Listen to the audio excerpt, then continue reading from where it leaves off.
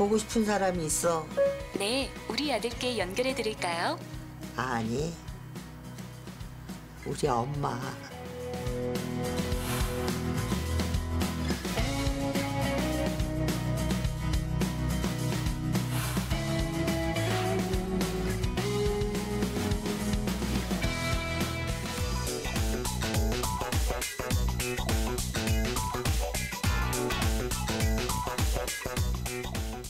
최진봉 교수, 김남국 변호사 자리했습니다. 오늘 첫 번째 주제 보겠습니다. 앞서 들으신 것처럼 한일 군사정보보호협정 지소미아를 정부가 더 이상 연장하지 않기로 했습니다. 미국에서는 강한 우려와 실망을 표했는데 외교부 출입하는 한승현 기자 자리했고요. 어서 오십시오. 네, 안녕하세요. 기자실에서 이런 움직임을 조금 눈치챘습니까? 아니요, 전혀 눈치챌 수 있는 여론은 일단 그런, 연장하나 보다 했거든요. 네. 그 기자들의 반응도 대체적으로 연장하지 않겠느냐. 그리고 이게 유지를 하더라도 조건부로 유지하는, 그러니까 당분간 정보 교환을 제한하는 정도로 일본을 압박하는 카드 정도로 쓰지 않겠느냐. 네. 그런 의견이 우세했었던 것 같고요. 이 종료를 시킬 거라는 예상은 하기 어려웠습니다. 보통 우리가 이런 중요한 결정할 때 기자들 안테나 띄운다 그래서 살짝 여론을 좀 물어본 다음에 이렇게 여론에 돌아가는 걸 보고 정부가 발표를 하는데 전격 발표한 이유는 뭐라고 보세요? 글쎄요. 아무래도 이게 국가적으로 중대한 문제이기 때문에, 국가 안보와 직결된 문제이기 때문에 어떤 여론을, 물론 이제 어제 청와대 설명에서도 거의 매일 국민에게 의사를 물어보고 여론조사를 했다고 했거든요. 그만큼 겉으로는 표현하지 않더라도 내부적으로 어떤 철저하고 다방면인 어떤 검토와 그런 작업들을 했을 것으로 보입니다. 예. 오늘 오후에 정부가 어제 발표하고 어제 한 6시쯤에 전격 발표했죠. 네. 김현종 안보실 2차장이 부연 설명, 그러니까 입장을 다시 밝혔습니다. 자세하게 밝혔는데 그중에 중요한 부분 잠깐 보겠습니다. 일본이 이미 한일 간의 기본적인 신뢰 관계를 훼손되었다고 하는 상황에서 우리로서는 지소미아를 유지할 명분이 상실되었습니다. 그간 일본의 지도층은 기존 주장만을 반복하면서 대화에 전혀 진지하게 임하지 않은 채 우리가 국제법을 일방적으로 위반한 만큼 우리가 먼저 시정 조치를 취해야 한다고 하고 지속적으로 요구를 하기만 했습니다. 미국도 7월 29일 현 상황 악화를 방지하고 한일 양측이 대화로 문제를 해결하도록 권고하는 현상 동결 합의 (Standstill Agreement)를 우리와 일측에 제안했습니다. 우리 측은 이를 환영하고 일측과의 협의에 동의하였지만 일본은 미국이 이러한 제안마저도 거부하였음은 물론 이러한 제안에 존재하는 것을 부인했습니다.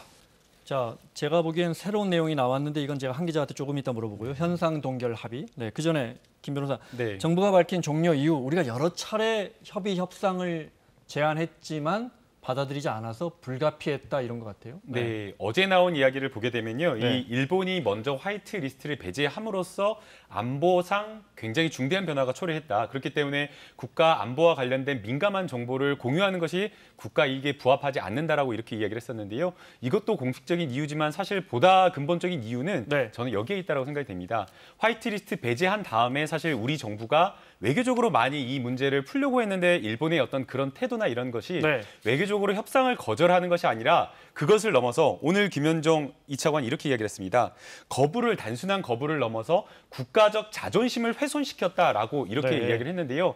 아마 많은 국민들이 기억을 하실 겁니다. 저도 7월 16일 그 담당 국장 간의 이 산자부와 이 경산성의 국장 간의 그 대화, 협상 실무 그 상황을 기억을 하고 있는데요.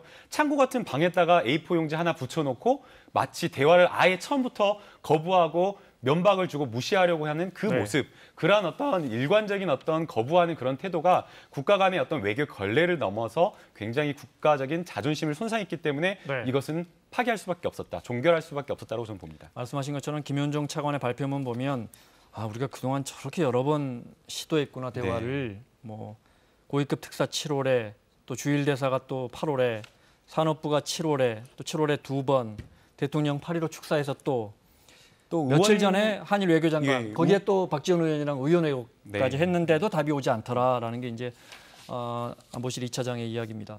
지소미아 이야기 좀 해보겠습니다. 2016년에 체결돼서 지금 한 2년 9개월 됐더군요. 그 정도 네. 됐습니다. 지금 말씀하신 건 2년 9개월 동안 우리가 이걸 협정을 유지해 왔는데 사실 이제 2급 이하 군사 비밀 이 정보들을 교환하는 거거든요. 네. 근데 이름을 우리가 보면 아시겠지만 이게 군사 정보 보호 협정입니다.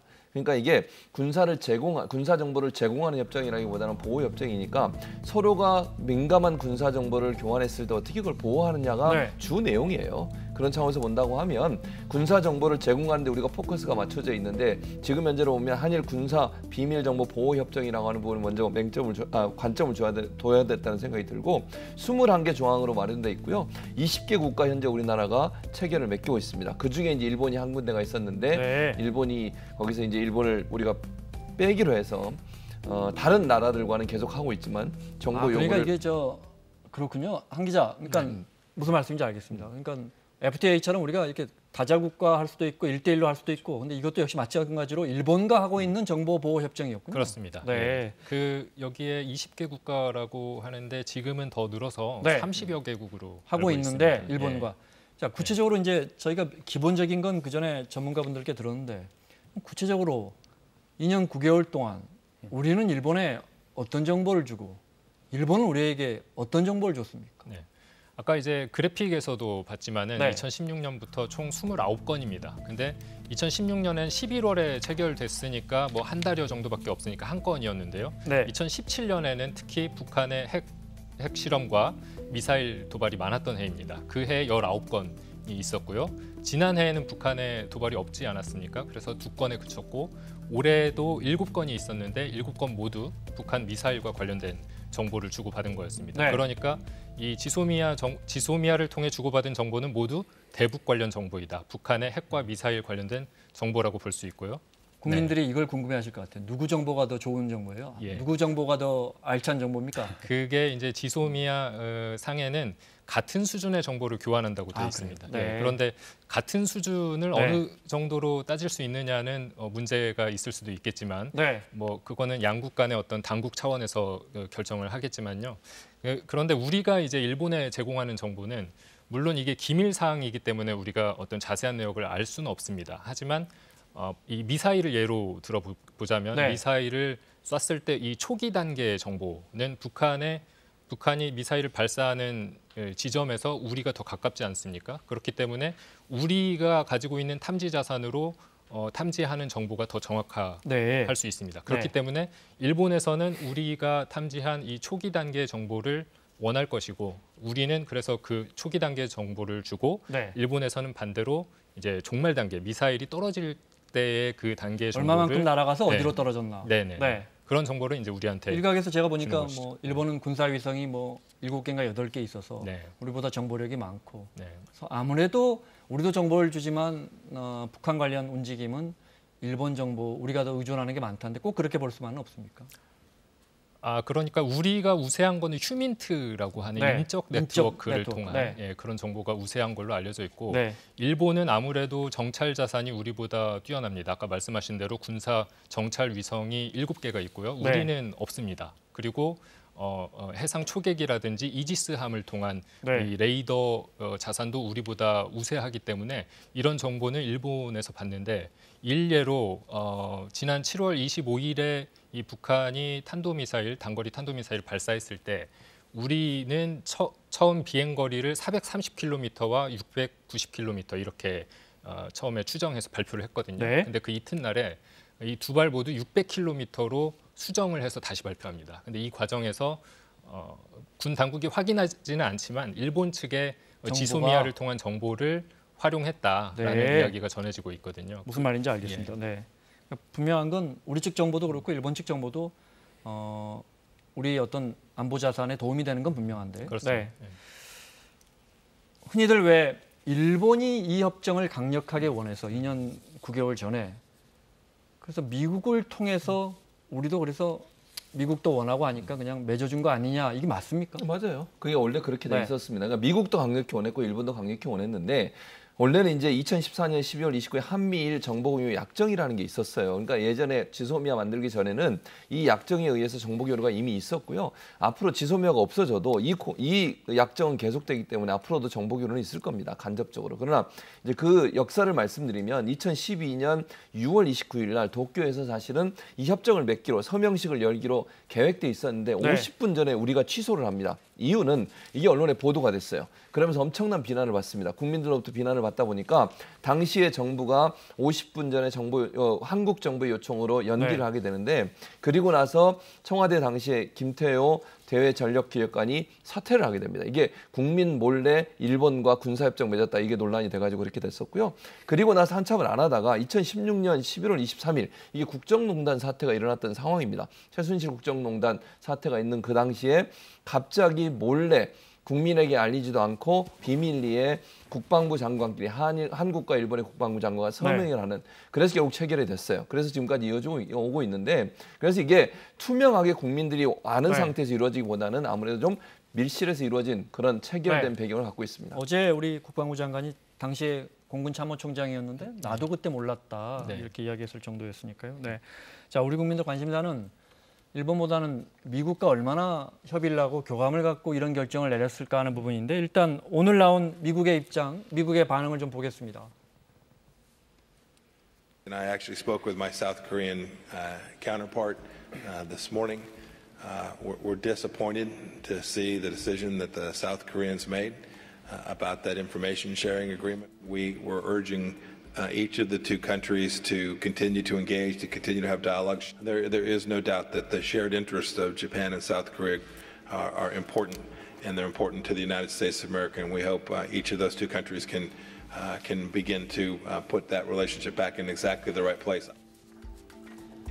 국무부의 공식 논평을 봐도 우려와 실망을 나타냈고요. 네, 한일 관계의 상호 방위, 안보 연대의 완전한 상태 지속돼야 한다고 믿는다. 네, 한일과 함께 양자 및 3자, 한미일 3자 방위 안보 협력을 계속 추구할 것이라는 입장 나왔습니다.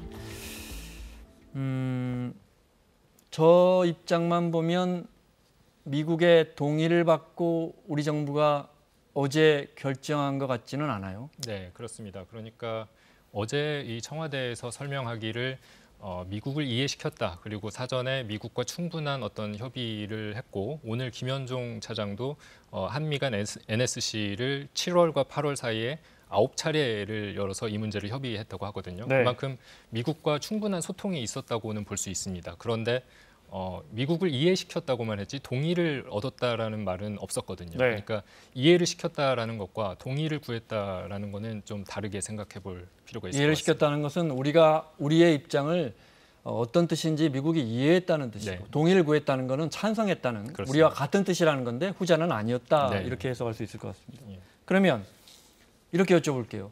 국무부에서 폼페이오 장관이 저렇게 입장 내면 우리 정부 입장에서는 조금 세게 나온 겁니까? 좀 당혹스러운 상황입니까? 글쎄요. 제가 거기까지는 잘 네. 모르겠는데 어쨌든 김현종 차장이 아까 전에도 미국이 실망할 거라는 거는 예상된 반응이었다라고 말을 했잖아요. 네. 그러니까 어느 정도는 예상했다. 네. 그러니까 한미 관계가 중요한 만큼 네. 미국에서는 미일 관계가 중요하고 그만큼 지소미아 이 협정을 유지하기를 원한다는 입장을 거듭 밝혀왔었거든요. 네. 그렇기 때문에 우리로서도 어느 정도는 예상한 반응이지 않을까 그렇게 네. 생각이 듭니다. 자, 동북아의 안보 틀이 이제 한미일 중심으로 돼 있고 네. 거기에 이제 정보를 주고받는 거 매우 중요한데 사실 지금 우리 국민들 입장에서는 이러다가 잘못해서 미국과 안보 동맹에 뭔가 불똥이 튀는 거 아니냐 이런 우려가 많아요. 그럴 수 있는데 저는 그건 아니라고 봐요. 그러니까 분리해서 봐야 된다고 보는데 미국이 물론 우려를 표명했죠. 그건 뭐 분명한 사실이고 동의를 안 했다 할지라도 우리 입장을 충분히 이해할 거라고 저는 봅니다. 네. 일본의 지금의 태도를 보면 우리가 이렇게 하지 않으면 안 될 수밖에 없는 상황이에요.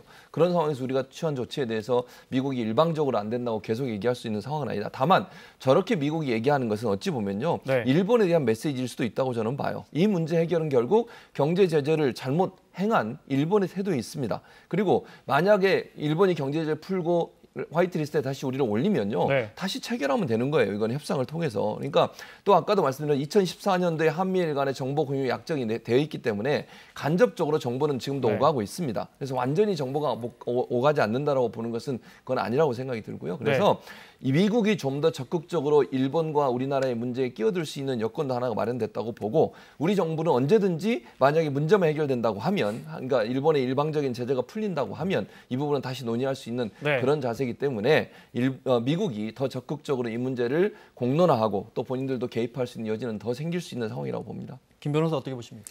네, 저도 비슷한 생각인데요. 사실 어떻게 보면 이게 한국과 일본과의 협약이기 때문에 미국에서 이렇게 강하게 반응할 것은 아니라고 생각이 듭니다. 그럼에도 불구하고 이렇게 실망스럽다라고 하면서 국무부 대변인의 표현이나 이런 것들이 외교적으로 센 표현이 나왔다라고 하는 것은 한일 간의 어떤 정보 군사 정보 보호 협정이지만 한미일 군사 동맹에서 이 정보 보호 협정이 가지는 그 의미가 굉장히 크다라고 지금 보고 있는 것 같습니다. 이것 자체가 어떤 그 정보의 어떤 굉장히 큰 어떤 의미를 가지기는 어렵지만 정보 교환한다라는 그 삼각 동맹에서의 차지하는 어떤 상징성이라든가 또 이 정보 동맹에서 조금 더 진전된 안으로 더 나아가는 기초 단계가 될 수가 있기 때문에 이 동북아에서 이 협약 자체가 가지고 있는 그 가치를 생각하기 때문에 그게 이제 깨진다라는 그런 걱정을 좀 하고 있는 것으로 보이는데 그럼에도 불구하고 만약 그런 어떤 위험과 그런 어떤 우려를 했다라고 한다면 미국이 조금 더 한일 간의 대화를 국면에서 적극적으로 좀 개입해서 이런 부분 노력을 했었는데 그런 부분을 안 했기 때문에 미국 역시 책임이 있다라고 봐야 될 것 같습니다. 아베 총리의 입장 잠깐 보겠습니다. 오늘 아침입니다. 日韓請求権協定に違反するなど、国と国とのですね信頼関係を損なう対応がですね残念ながら続いている、韓国側は続けているわけでありますが、日本はその中にあってもですね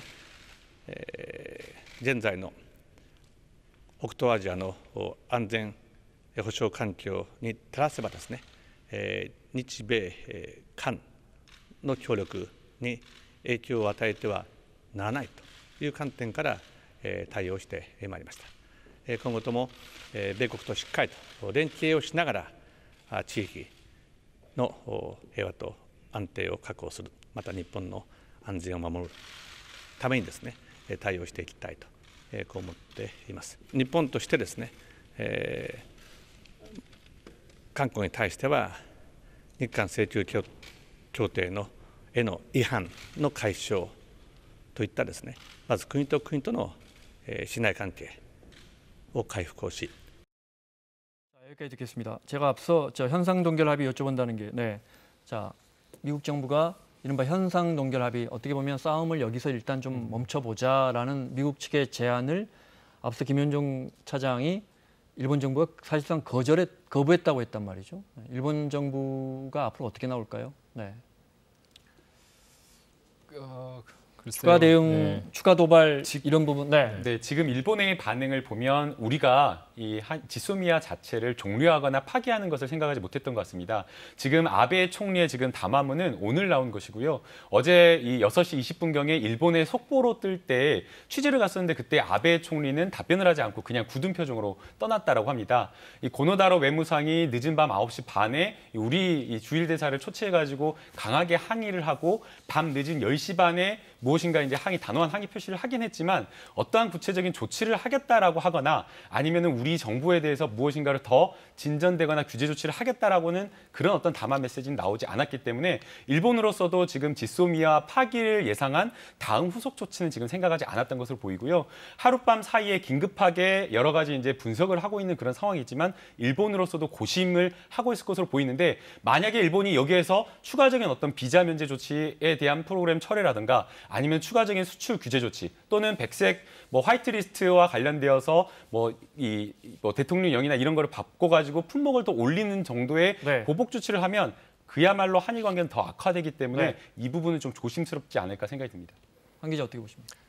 그런데 이제 변수가 우리 군에서 독도 방어 훈련을 곧 할 계획으로 알고 있거든요. 그러니까 이것도 이제 그동안의 일본과의 관계, 그 갈등 관계를 고려해서 하지 않아 왔는데 우리가 어떤 일본에 대한 압박 카드로 독도 방어 훈련을 고려하고 있기 때문에 이것을 한다면 좀 새로운 국면으로 들어갈 수도 있지 않을까. 그래서 일본으로서도 더 강하게 나올지 아니면은 좀 자세를 낮출지 네. 고심이 깊을 것으로 보입니다. 알겠습니다. 자, 한승현 기자 수고했고요. 네. 김남욱 변호사, 최진봉 교수와 함께하고 있습니다. 두 번째 주제 보겠습니다.